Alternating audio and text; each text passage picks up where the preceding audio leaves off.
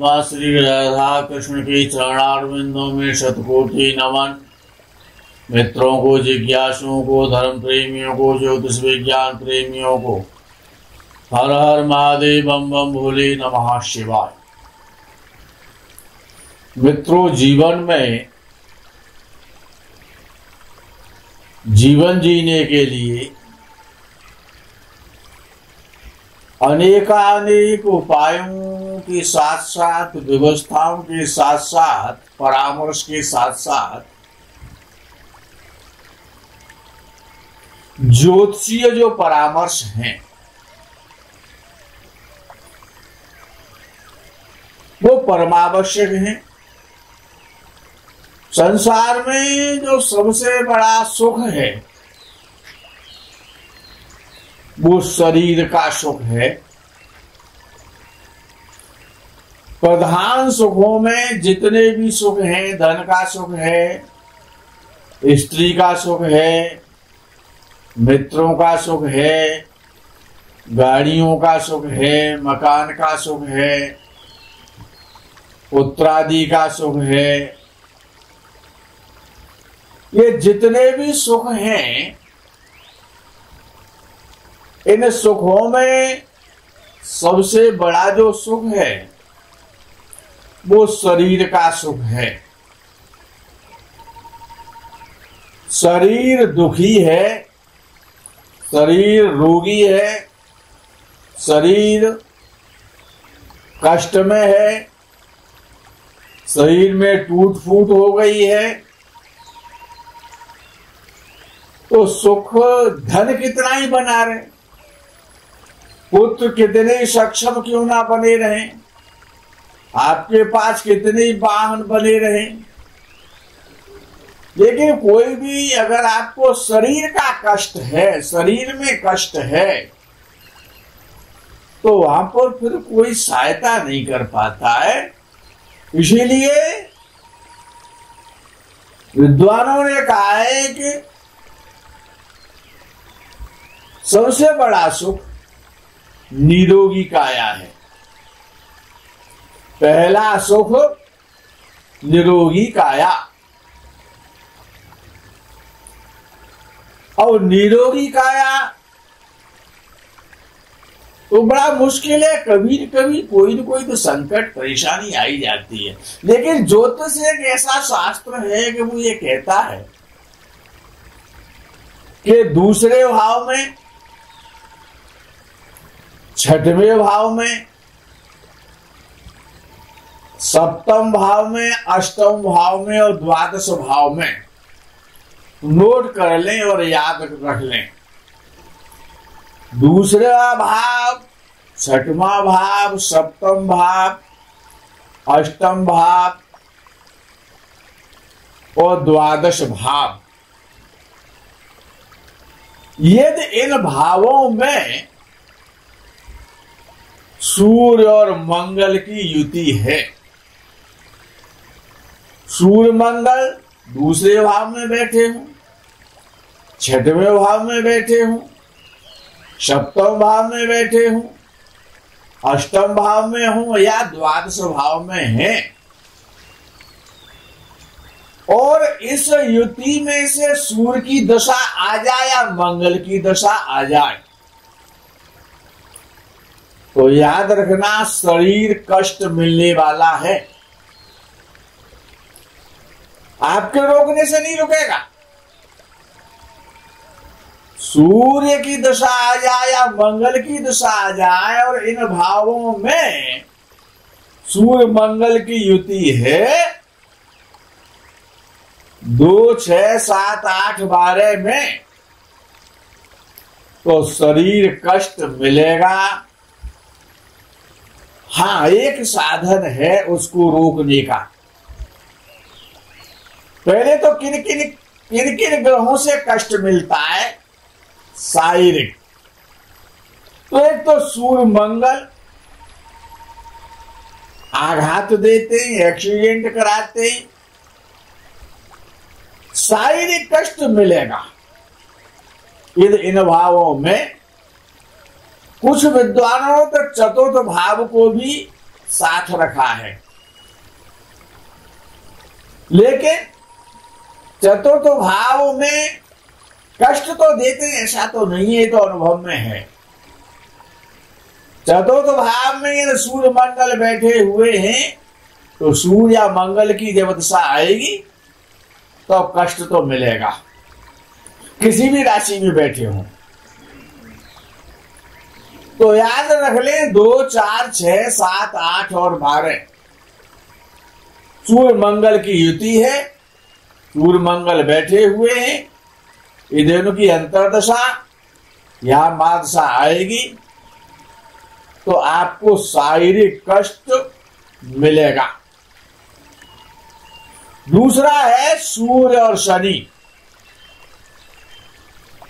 इन्हीं भावों में सूर्य शनि बैठे हो, युति हो तो कष्ट मिलेगा।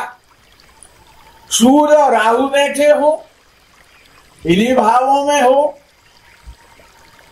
2, 4, 6, 7, 8, 12 में सूर्य राहु, सूर्य मंगल, सूर्य शनि, सूर्य केतु। अब इसी प्रकार से मंगल केतु, मंगल राहु, मंगल शनि, ये जो क्रूर ग्रह और पापक ग्रह हैं, सूर्य, मंगल, शनि, राहु और केतु, 5 को याद कर लो। ये शरीर पीड़ा देंगे यदि इन भावों में बैठे हैं और इनकी मादशा या अंतरदशा या प्रत्यंतदशा आएगी तो अंतरदशा तो आएगी, और जब अंतर आएगी तो प्रत्यंतर भी आएगा। करना क्या है कि जब इनका अंतर आने वाला हो, विशेष रूप से अंतरदशा, जब इनकी अंतरदशा या मादशा प्रारंभ होने वाली हो, सबसे अच्छा रामबाण उपाय है, श्रेष्ठतम उपाय है संजीवनी मृत्युंजय का जप, महामृत्युंजय का जप, रुद्राभिषेक, भगवान शंकर की साधना, महामृत्युंजय भगवान को प्रसन्न करना है। तो कष्ट ऐसे मिलेगा जैसे कि तलवार से अटैक होने वाला है, तो हल्का सा सब्जी काटने में छुरी या चाकू चुभ जाएगा, इतना ही कष्ट होगा। बहुत बड़ा कष्ट बहुत छोटा बन करके और निकल जाएगा, और आपको विशेष कष्ट की प्राप्ति नहीं होगी, धन का दुरुपयोग नहीं होगा, व्यवस्थाएं खराब नहीं होगी। अब विषय आता है गोचर का। गोचर देखने का जो सिद्धांत है वो चंद्र राशि से हर विद्वान, हर व्यक्ति विशेष चंद्र राशि से, नाम राशि से व्यक्ति गोचर देखता है, वो प्रभावी है। लेकिन लगन से भी गोचर देखना चाहिए, ऐसा ऋषि पाराशर कहते हैं। और पाराशर ऋषि ने कहा है तो वो अन्यथा नहीं हो सकता, उसका कोई सेंस है, उसका कोई मतलब है। ऐसे नहीं कहा है, चंद्र लगन से भी देखना चाहिए और लगन से भी देखना चाहिए। और नाड़ी सिद्धांत वाले तो ये कहते हैं, जो नाड़ी सिद्धांत है, नाड़ी सिद्धांत तो ये कहता है कि कारकांश लगन से भी गोचर देखना चाहिए। लगन से देखें, चंद्र लगन से देखें और कारकांश लगन से भी गोचर अवश्य देखना चाहिए। हाँ, भृगु नाड़ी का जो सिद्धांत है वो ये कहता है कि स्वामियों का, तात्कालिक स्वामियों का प्रयोग करना चाहिए, वो सिद्धांत अलग है। अब विषय आता है कि गोचर में शनि, जैसे कि कुंभ राशि से शनि मकर राशि में आ रहा है वक्री होकर के, तो ये जो शनि का गोचर कैसे प्रभावी होता है, कब प्रभावी होता है, शनि का गोचर को समझना है। आज बड़ा महत्वपूर्ण विषय है, मन लगा करके श्रवण करें। ऋषि पाराशर जी ने कहा है, महर्षि जी ने, कि जब शनि देव गोचर में षष्ठेश यानी षष्ठ भाव का स्वामी, अष्टमेश अष्टम भाव का स्वामी और द्वादशेश द्वादश भाव का स्वामी, इन भावों की बात नहीं हो रही है, उनके स्वामी की बात हो रही है। चाहे वो षष्ठ भाव का स्वामी षष्ठ भाव में क्यों ना बैठा है, या अन्यत्र कहीं बैठा है किसी भाव में जाके, अष्टम भाव का स्वामी अष्टम भाव में बैठा है या अन्यत्र कहीं बैठा है, द्वादश भाव का स्वामी द्वादश भाव में बैठा है या किसी अन्य भाव में बैठा है। तो ऋषि पाराशर कहते हैं कि जब शनि षष्ठेश अष्टमेश और द्वादशेश के ऊपर से गोचर करता है, या षष्ठ भाव के स्वामी के ऊपर से जब शनि गोचर में गुजरता है, अष्टम भाव के स्वामी के ऊपर से शनि जब गोचर में जाता है, या द्वादश भाव के स्वामी के ऊपर से जब शनि गोचर करता है, तो नकारात्मक भयंकर नकारात्मक परिणाम प्राप्त होते हैं। छठवें आठवें भाव में 12वें भाव में शनि चल रहा है, ये कोई आवश्यक नहीं है कि वो नकारात्मक परिणाम देगा, लेकिन अगर इन भावों के भावेशों के ऊपर से इन शनि गोचर कर रहा है, तो नकारात्मक नेगेटिव परिणाम ही मिलेंगे। और जितने समय तक वो गोचर रहेगा शनि का गोचर, तो आप ये समझिए कि पूरी परीक्षा हो जाएगी आपकी, जीत तारे दिखाई दे जाएंगे। याद रखना, अत्यधिक कठिन समय, भयंकर कठिन समय होता है जब षष्ठेश अष्टमेश और द्वादशेश के ऊपर से जब शनि महाराज का गोचर होता है। अब आगे, अब ये 3 भाव हो गए। अब लिखते हैं कि लग्नेश पंचमेश और नवमेश। लग्नेश लगन भाव का स्वामी, पंचमेश पंचम भाव का स्वामी और नवमेश नवम भाव का स्वामी। केवल शनि के गोचर की बात हो रही है, उसको समझ लें आज। और यह फॉर्मूला अपने में 100% सत्य है, आजमाया हुआ है कि जब शनि लग्नेश के ऊपर से गोचर करता है या पंचमेश के ऊपर से गोचर करता है या नवम भाव के स्वामी नवमेश के ऊपर से गोचर करता है, हमेशा अच्छा फल देगा। उतना समय सकारात्मक परिणाम देने वाला होगा, बहुत अच्छे अच्छे फल मिलेंगे। भूमि का लाभ होगा, भवन का लाभ होगा, वाहन का लाभ होगा, मित्र का लाभ होगा, सम्मान मिलेगा, मन प्रसन्न रहेगा, धन की वृद्धि होगी, बंद काम चालू हो जाएंगे। कब?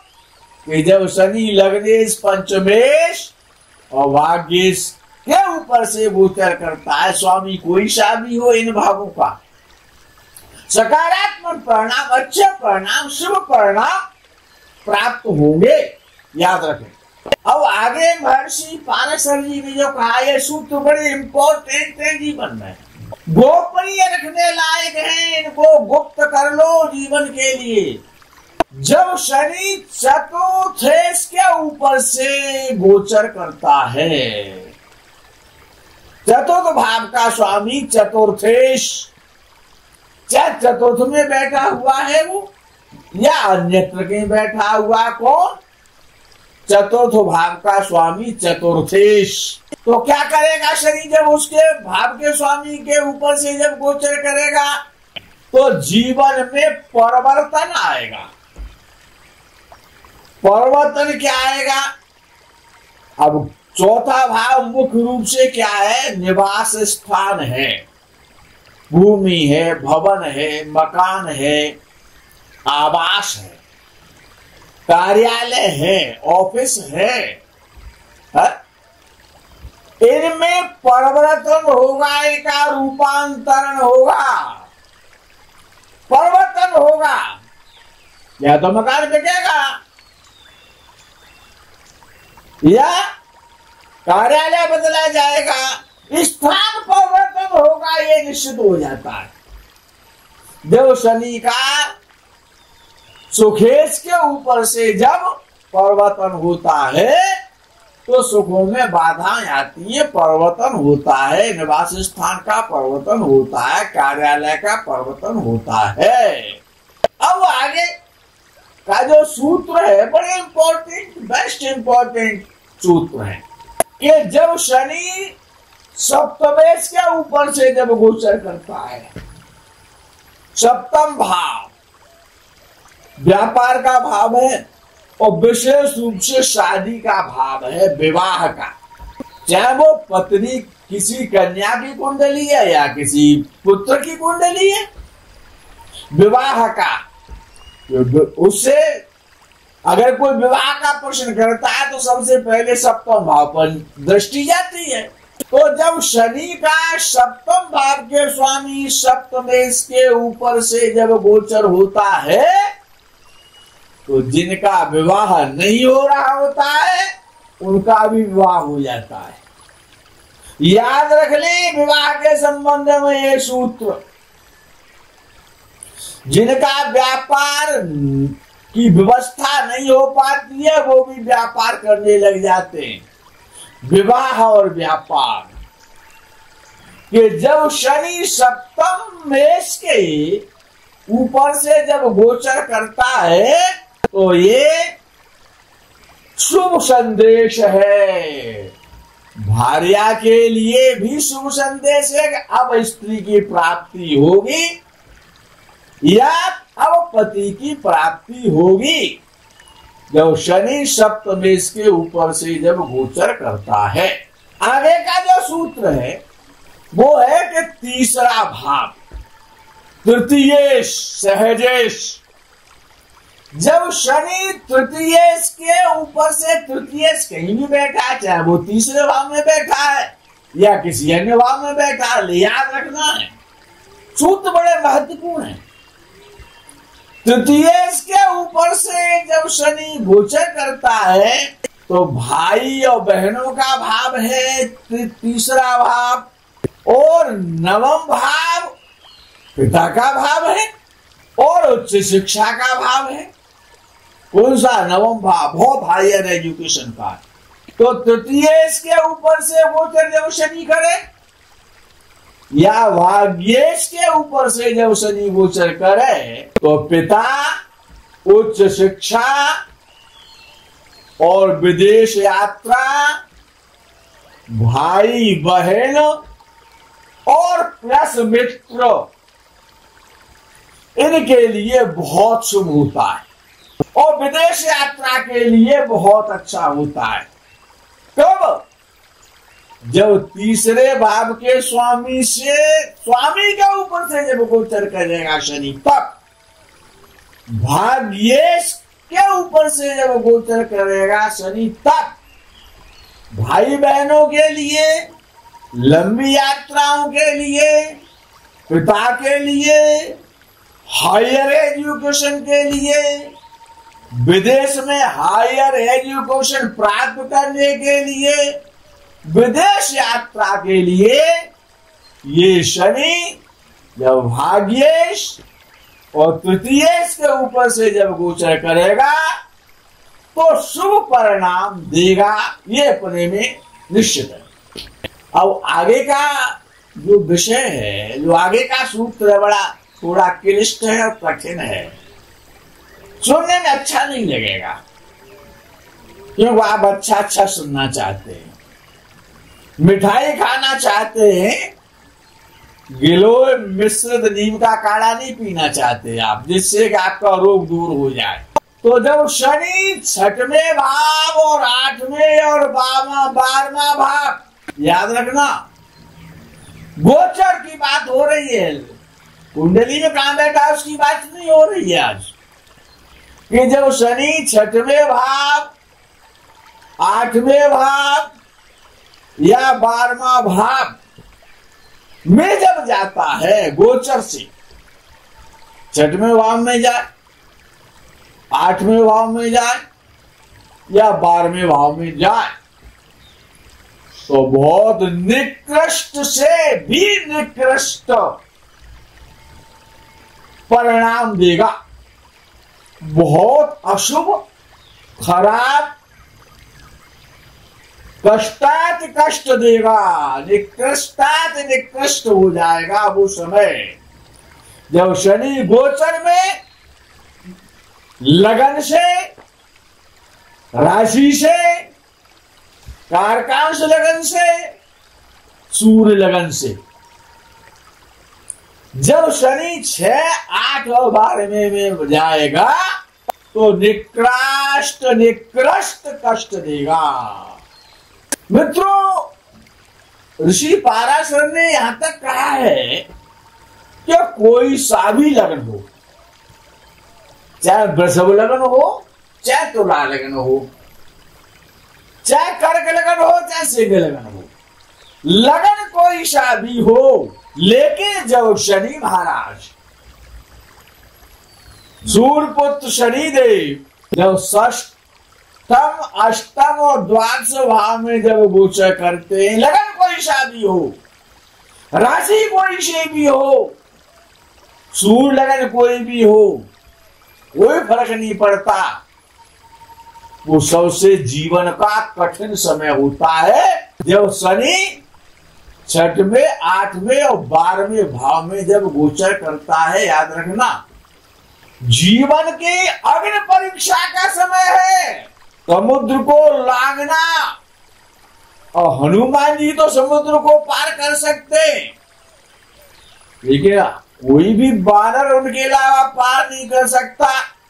तो हनुमान जी जैसी शक्ति जिसके पास होगी वो समय को निकाल जाएगा, अन्यथा उस समय बहुत कष्टकारी होगा। जातक की आंखों में आंसू आ जाते, एकांत में बैठ करके वो आंसू पहुंचता रहता है, हर स्थिति में विराम लगता है। हाँ, उसको रिलीफ कब मिलता है? जब छठवें, 8वें, 12वें भाव में गोचर से जब शनि चल रहा होता है, कब रिलीफ मिलता है? कि जब शनि बकरी हो जाता है। अगर इन भावों में शनि चल रहा है, राशि से चल रहा है, लगन से चल रहा है, कोई सी भी राशि है, कोई सा भी लगन है, ये 6, 8, 12 में जब शनि चल रहा है, कष्टात कष्ट भोगना पड़ रहा है, तो उस समय जब शनि बकरी होता है गोचर में, और जब तक बकरी रहता है तब तक रिलीफ देता है, वही एक रिलीफ का टाइम होता है। मित्रों, वीडियो बड़ा हो जाएगा, वीडियो का विज्ञानवर्धक है, शेष जो प्रकरण है, शनि का भी अविशेष और राहु का भी अवशेष है, इसको आगे के वीडियोज में आपको बताएंगे। तब तक के लिए हर हर महादेव, बम बम भोले, नमः शिवाय, जय गो माता की।